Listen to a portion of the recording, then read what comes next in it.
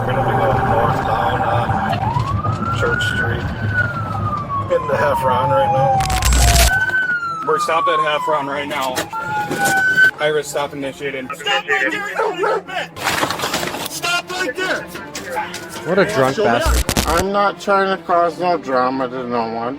That's what I mean. They all been trying to cause drama to me. But mark my words, maybe I'll end up in a coma. Hello friends, Squink here, former cop, future general manager of the Buffalo Bills, here to use my law enforcement experience to break down another video and to teach you guys new things based on what I'm seeing and reacting to, and to answer the question that everyone has while watching body camera video, which is, what the hell are the cops doing? Today's video comes from Code BlueCam. Road rage driver does every wrong thing during traffic stop. I've never seen this. Reacting in real time. Here we go. Stop right there! Show me up. Put your hands behind your back now! Put your hands behind! Put your hands behind your back! Get in your stomach now! I know it's set up. Okay. Drunk. You're telling me that I'm going to end up in a coma. No, I'm not. This guy's drunk. The man seen here is Keith. What begins as a routine traffic stop on a quiet Friday night quickly escalates into a volatile confrontation, revealing a series of events defined by Keith's defiance and open threats that push even the most seasoned officers to their limits. Remember, I was talking to you, and it's set up. Maybe I'll end up in a coma. Maybe it'll do Is that a threat? On a Friday evening around 8:44 p.m. on June 7th, 2024, officers from the Stevens Point Police Department in Wisconsin are dispatched to the area of West Clark and Water Creek for a road rage incident involving a white male driving a green truck who had swung a hammer at the driver of a trailer. A sergeant spots the vehicle near the West Clark Street Bridge, close to where the suspect was last seen. As backup officers fall in behind, the suspect suddenly speeds away, prompting the sergeant to initiate a traffic stop. But none of them have any idea that this routine encounter is about to spiral into chaos almost instantly. Possibly because of alcohol, perhaps? The reason I say that is he was very clearly slurring his words during the intro. Stopping. We're going to be going north down Church Street. Getting to Half Round right now.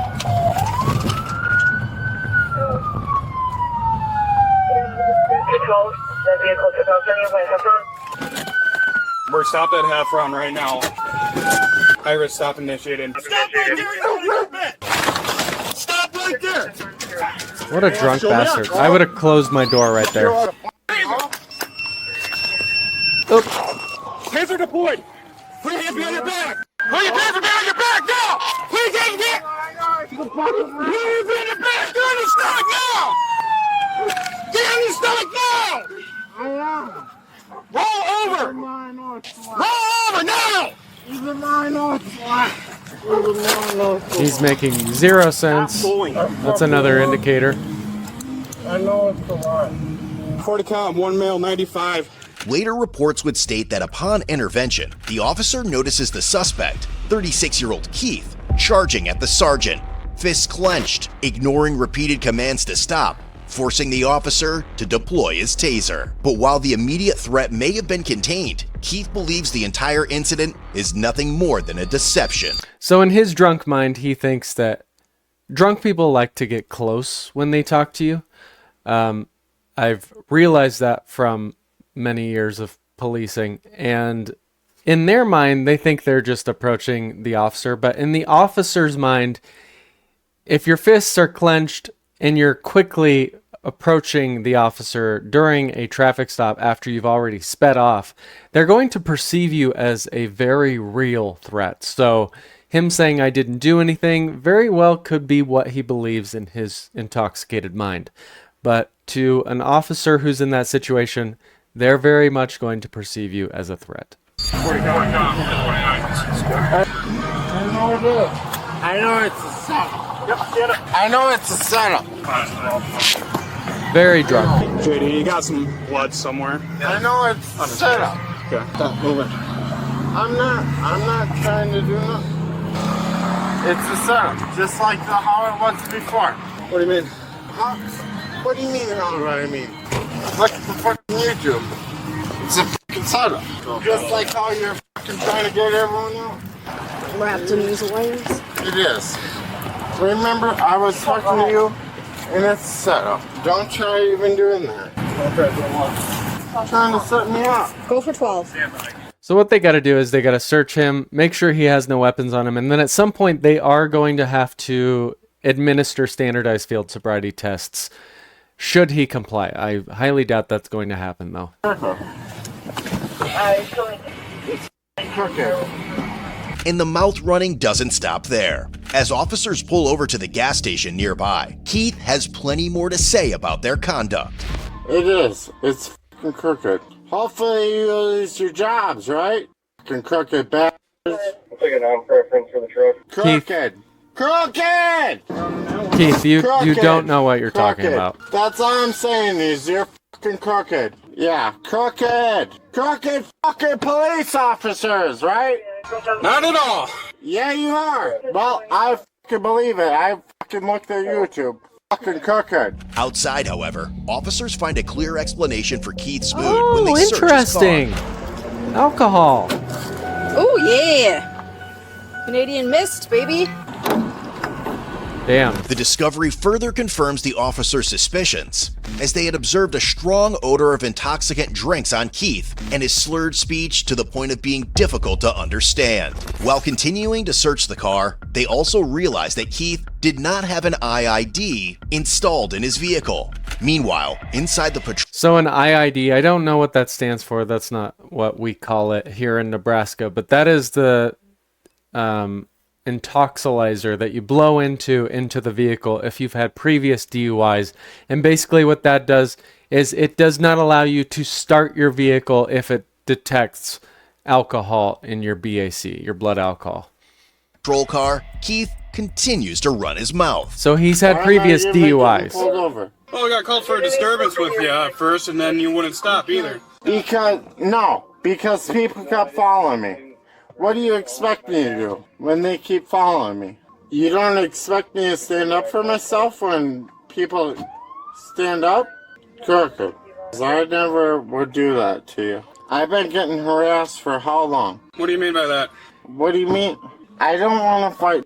It's also important to note that from the moment of the last drink consumed, an average person's blood alcohol content within their body will rise for an average of 2 hours. So he very well could still be getting drunker from that moment of the last drink. No one. I'm not trying to cause no drama to no one. That's what I mean. They all been trying to cause drama to me. Officers. What's that? When you were charging at the other officer after he told you to stop, And did I stopped. after you were tased, yeah.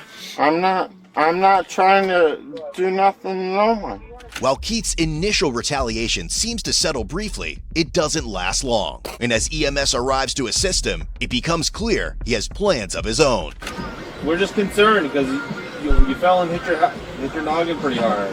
You want to get checked out at the hospital? When you were tased. Okay.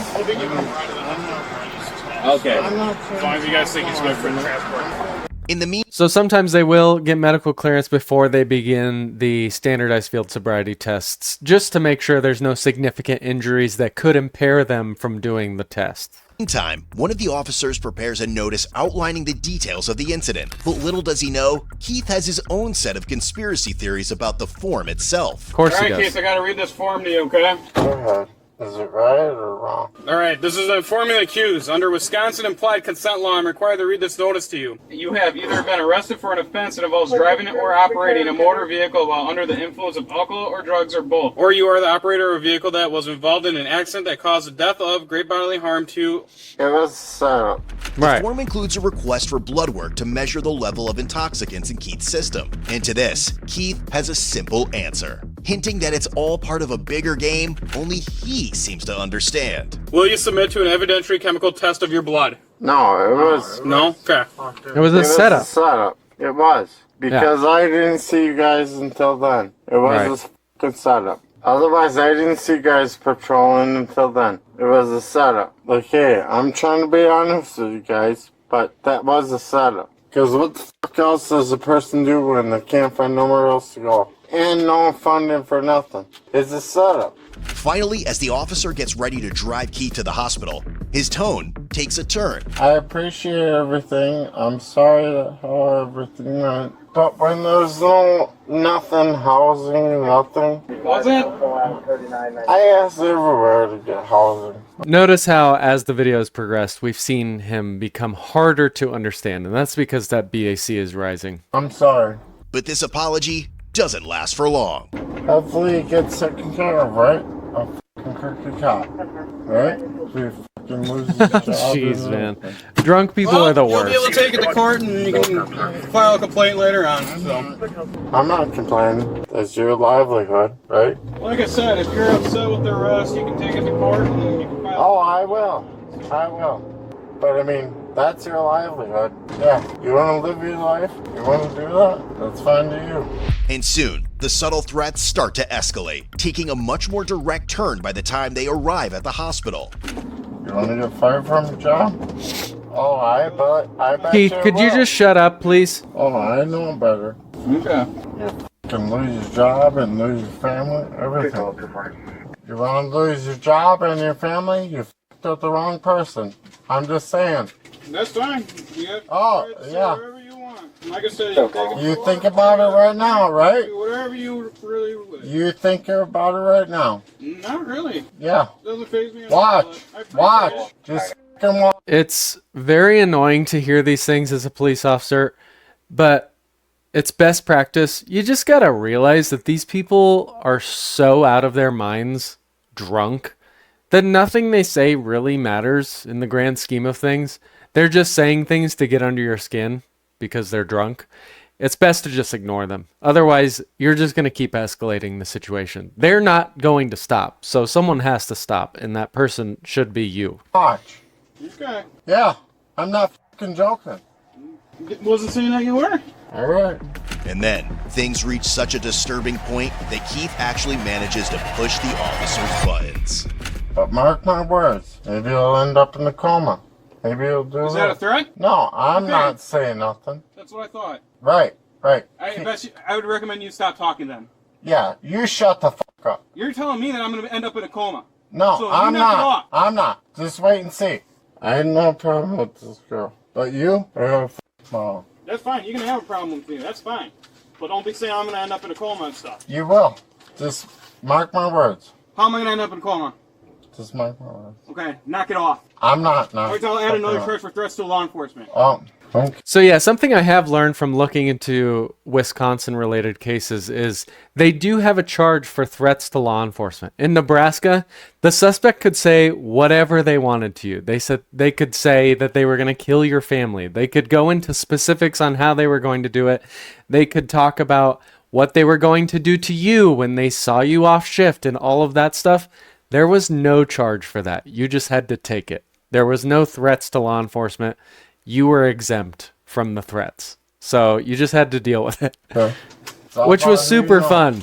Let me know what. All right, Keith, this is what we're gonna do. Hey, I Okay, can. let me talk. I okay? can walk. Well, you're cuffed. You fell. We're You've- gonna sit you in a you've been- wheelchair, and we're gonna wheel you in. Okay? You've been pretty straight. I have been. I don't have. appreciate that. So when, no issues when I with it. escort you out of the car, I need you to act accordingly. Understand? Right. Okay. I just have issues with that other guy. I understand that. But you've been pretty straight. Okay. All right. Thank you, Keith. That means a We're gonna lot. get that I'm handed ready for to ya. walk. Okay. All right. After being medically cleared at the hospital, Keith was transported to Portage County Jail without incident. Honestly. All right, Keith. I need you to walk Yeah. out. Okay. What an idiot. While the initial complainant of the road rage incident did not want to press any charges against Keith, for his incident with the police, Keith was charged with a felony count of vehicle fleeing eluding an officer and misdemeanor charges of operating a vehicle while intoxicated, third offense, resisting, obstructing an officer, tampering with ignition interlock device, operating while revoked, His cash bond was set at $1,500 with additional traffic citations, summing up to another $1,200. Later medical reports confirmed that the intoxicant levels in Keith's body were well above the legal limit. So if the legal limit is 0.08, that is over 3 times the legal limit. Wow. Wait, 816. Yeah. Over 3 times the legal limit. I'm not a mathematician. Maybe in the future, though. October 9th, 2024, Keith was found guilty after pleading no contest to charges of OWI, resisting or obstructing an officer, and operating while revoked. He was sentenced to 3 years of probation with strict conditions of no possession or consumption of intoxicant drinks or being in places where they are sold, no driving without a license, and the requirement to obtain and maintain full-time employment. So, I don't know why we didn't see them at least ask him if he was willing to do the standardized field sobriety tests, which consist of the horizontal gaze nystagmus test of the eyes, the 9-step walk and turn, and the one-legged stand. They very well could have asked him, and that video was just cut out of the overall video.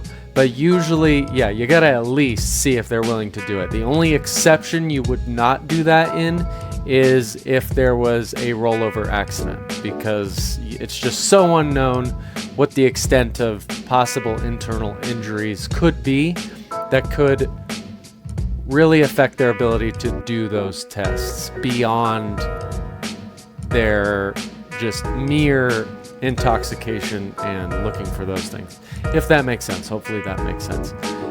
Like I said, in Nebraska, there is no threats to law enforcement charge, so people could say whatever the hell they wanted to you, and you just kind of have to take it. So you learn to develop some very tough skin, which is why I say, officers, it's best practice, just ignore people who are acting a fool, especially if they're drunk. You got to realize they're severely intoxicated. In the grand scheme of things, it's all just this.